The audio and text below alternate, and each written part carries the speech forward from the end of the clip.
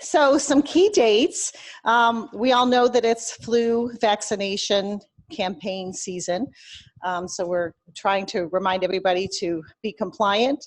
And what that means is if there are requests for accommodations or exceptions, those need to be in by the end of this month, which is tomorrow. So, but you've known about this and your staff as well. So please take care of that as quickly as possible. But compliance to the policy must occur by December 1st. So there's a reminder, keep our patients and our staff and visitors and all of your colleagues safe and healthy. Focal salary adjustments, also known as merit increases. Those will be viewable in your employee self-service later today and in the paychecks this Friday. And I think you all know that that's generated from your performance evaluation rating. So that'll be this week. And benefits open enrollment starts very soon, so that's Monday. We have 2 weeks of an open window. Sharon will talk with you more about that. She'll remind you that no action is required, so it's like a passive enrollment. However, recertifying the tobacco status, as well as if you wish to re-enroll in flexible spending. And I'm reminded that PTO cash out occurs during that period as well. And then parking. The lump sum payment, which is the difference that people are seeing in what they are being asked to pay. So it is the increase from VCU. So that little tiny delta, the organization decided it was more appropriate to provide in a lump sum because it would be hardly negligible if it were just the increase per pay period. So that is going to occur in the paycheck of November 15th. I know we've had lots of questions about it, and there are FAQs prepared and ways that we're communicating responses to those questions. But nobody's getting $1 million, but they are getting that little bit of difference in a lump sum, and important to note that it's grossed up because they will ask so. And that is what I have to share. If there's any questions, I'll pass it over to Sharon. Okay. Oh, you have yours. Thank you. And actually, let's do the hand raise one more time. We got a lot of people without seats. So can you one more time raise your hand if there's an empty seat beside you? We got one empty seat here. Any thoughts of, we don't want to do fire code issues. Huh. We'll keep thinking about how to be creative. There's 2 chairs down here. Four down. All right, here, you get going. I'm going to do this. Am I on? Am I on? Okay. Like anybody has any problem hearing me.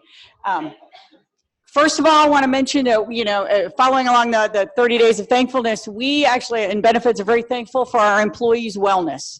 We're thankful that we can provide tools, partnerships with whether it's vendors or with you as managers. So we probably, want to make sure we're thankful for anything we can do for our employees. There's one over here. Okay, we're good. Okay, as already mentioned, it is starting next Monday, so November 4th to November 18th. We run it all the way through to the following Monday. We always want to make sure that open enrollment ends on a nice Monday or something, because how many people are going to show up with questions because they didn't bother to log in until the last day? But it is passive. Thank you all for dealing with that last year of getting us doing an active open enrollment last year. But we really wanted to make sure, particularly knowing that we were going to go to a new ERP system coming up, that we had all the best data in the system. We wanted people to look at what they have, who their beneficiaries are, and make sure everybody had their appropriate benefits. But this year's passive, which means if they're not making any changes, they do not have to go in. They don't have to make any elections. If they want to keep the same health insurance, same dependents, they're fine. However, having said that, always remember 3 things have to be done every year. We need to make sure people are signing their tobacco status. So that's the first question in there in the open enrollment. They just click it that says, no, I don't use tobacco products. No, my spouse doesn't use tobacco products, and they're good. The other one is if you're doing flexible spending accounts. That is an IRS rule. If you do enroll in a flexible spending account, you must re-enroll every year. We cannot roll it from one year to the next. They have to make that physical election.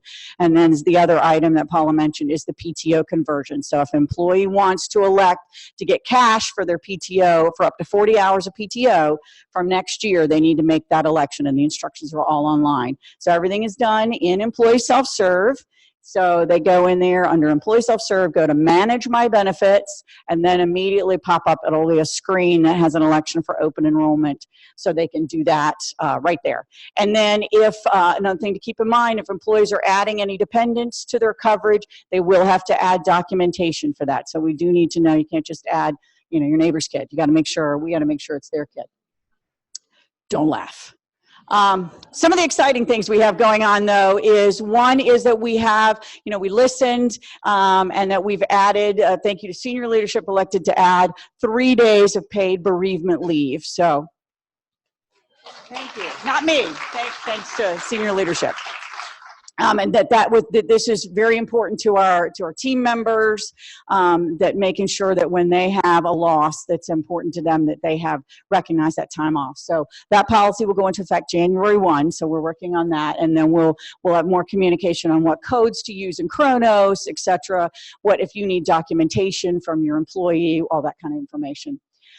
We also have gotten an agreement to enhance our short-term disability benefit. Right now, the benefit that comes from the employer covers 50% of the employee's pay up to $750 a week, which works for a lot of employees, but that is a limit for some employees. So we have agreed, because we got a rate decrease, which is my next bullet, we were able to bring up that basic benefit. So employees are actually getting a higher benefit that's paid for by the employer.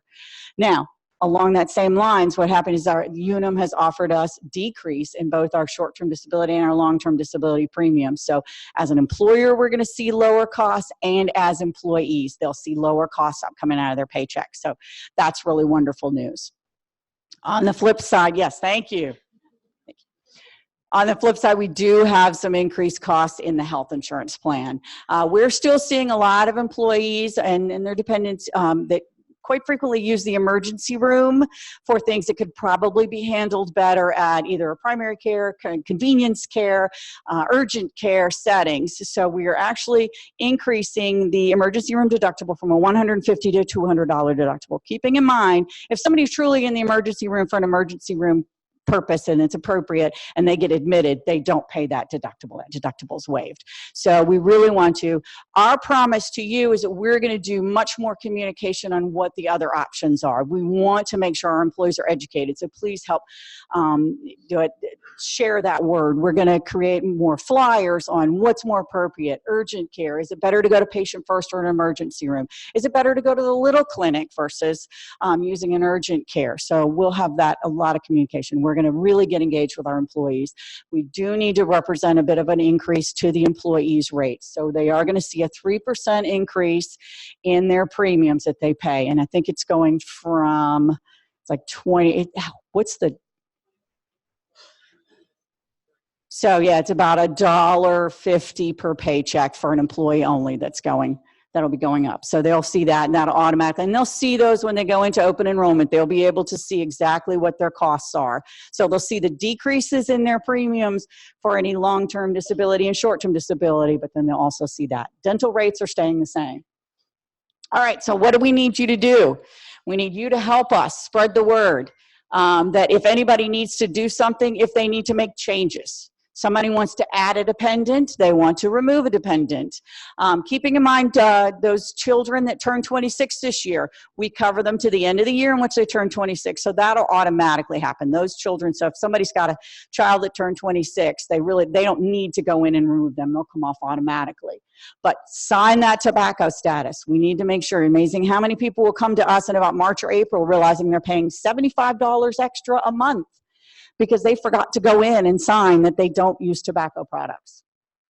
Flexible spending accounts, dependents, any of those things, dependent care, flexible spending account, any of those things, if flexible spending accounts must be re-enrolled. I can't say it enough. Always want to make sure people are reviewing who's covered. Make sure, you know, one of the things we tend to see sometimes is people don't add those newborns to that dental plan right away. Don't really need to, they don't have teeth, right? But then a year and a half later, they've forgotten to do it during open enrollment, and now the kid needs to go there. So really encourage your employees to look at every single benefit in there. They don't have to make changes, but they want to make sure everybody's covered. Review beneficiaries. I can't say this enough. I could tell you heartbreaking stories of employees that, you know, put something on paper when we first hired them and never looked at it again, and they've since, you know, gotten married, had kids, or worse, gotten divorced. And so you want to make sure people are looking at their beneficiaries, not just on life insurance, but on their retirement plans. Log into Fidelity, log into TIAA, make sure those are up to date. Those are all kept online. They can update them at any time. I cannot stress that one enough. Guidebook. The guidebook will be out on the intranet. Yes, big thumbs up on that one. So brand new open enrollment intranet site. So please go out there. We'll have all these materials. We're really trying to do our part, not producing too much paper. So encourage you to share the word with your employees. If you want to print something, put it up in the break room, please do so. But make sure that they know. And we're here to help. We've got lots of fairs going on. Big shout out, actually, to Tara Clark, who is the benefits manager up there. Tara, you have to wave. So yeah, and anything you need, if you're at an offsite and we don't have don't have something coming there, please reach out to Tara and we can get something. But we're on site at all these locations. We have, I believe, at least Cigna, Delta will be there, Fidelity, TIAA, Payflex. Who else? Allstate, MetLife. I believe we also have Weight Watchers will be there. So we've got a lot of great vendors coming. So please, you know, these, again, all these flyers are going to be on that intranet. Print them up, post them in your areas. Look for the benefits fair coming to you. We also will have benefits representatives at HR Express every Monday through Friday working day during the open enrollment. So please send your employees down there. Also, we have exciting, Shelby is our Cigna rep. She actually works for Cigna, but she is devoted to us completely. She works many days right out of HR Express. She can handle any of your employees that happen to have Cigna-related questions or claims issues. Also, she can be emailed at cignaonsite@vcuhealth.org. She can also come to your sites if you just want to email her directly. And if you're at a site where you'd like to have her come and sit for a half a day and help your employees out, please just email her directly. And I think that's, oh, what's benefit survey? Do you want me to? 30 seconds. 30 seconds, yep. Just wanted you to know we heard you. Benefit survey, we had 3,600 responses, and we've got lots of comments. We are going to listen to all those. It's been fascinating to kind of look at some early results, but we want to use all of those things when we're looking for what we're going to do for 2021. So we'll keep you up to date in future management groups, but yeah, it was a really good response and some really fascinating answers. Thanks.